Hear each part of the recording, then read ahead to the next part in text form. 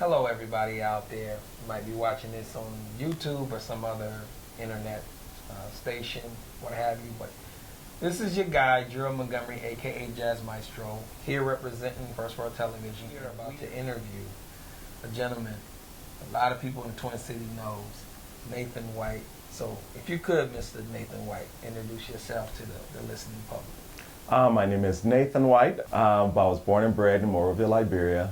Immigrated to the U.S. in 1993. Came through Nigeria, where I went to school, also Lagos. So I have a little Naija in me. Had my parents here in the Twin Cities, so that's how I ended up in Minnesota. Did my last year of high school here. Did my college here at the U of M. Got my BS in business. Started to work in the Twin Cities community.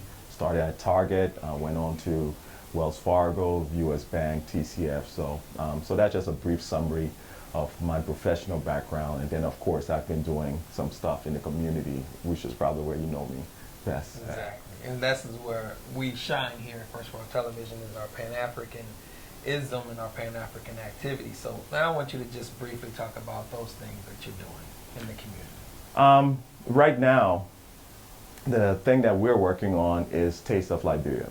So for the first time, again, like I said, coming from a Liberian heritage and an American heritage, this is the first time I'm really acknowledging that background of myself in what I'm doing in the community. And we're doing an event where it's really focused, again, after the whole Ebola outbreak in Liberia.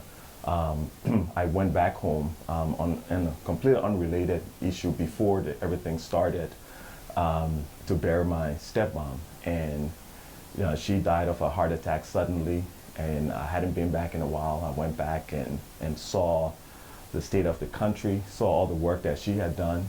She refused to leave the country, was a tireless worker in the Liberian education system as a professor, adjunct professor at the business school there. So her name was Fatu Gittins White.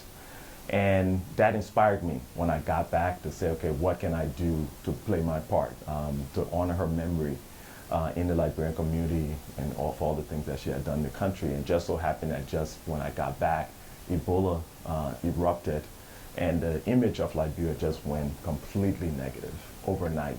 So I wanted to come up with a concept, something to celebrate what was really great about Liberia, Liberians, the country, the culture, the food especially, that was closely tied to America, that was closely tied to the Caribbean, and just let folks know that was why it was important to save Liberia. You know, when the president sent the troops in to help build hospitals and people were volunteering, there were a lot of other paranoia going on, but I wanted folks to know this is why it was important to save the country.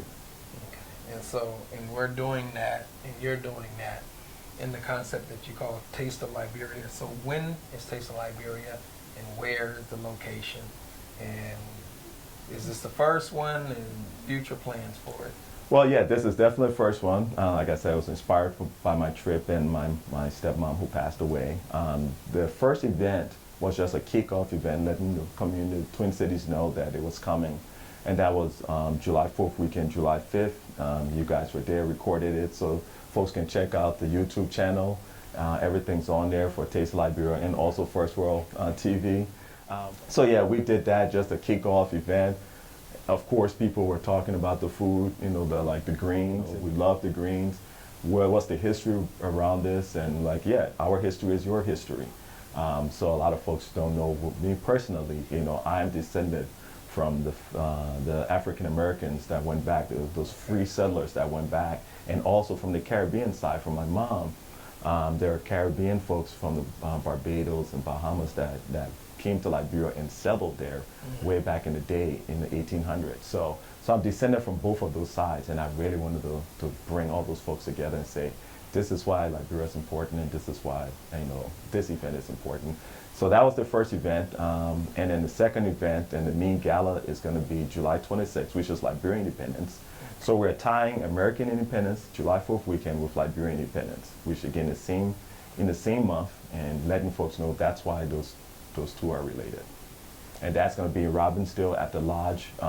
July 26th, the gala event is from 3:30 and it goes till 9. We're going to be honoring all those organizations that were involved in the Twin Cities in helping with Ebola relief. So Global Health Ministries, the African Task Force, and we also have a lady called Fangalo, who was really instrumental in getting folks to really care about health and Ebola relief in Liberia.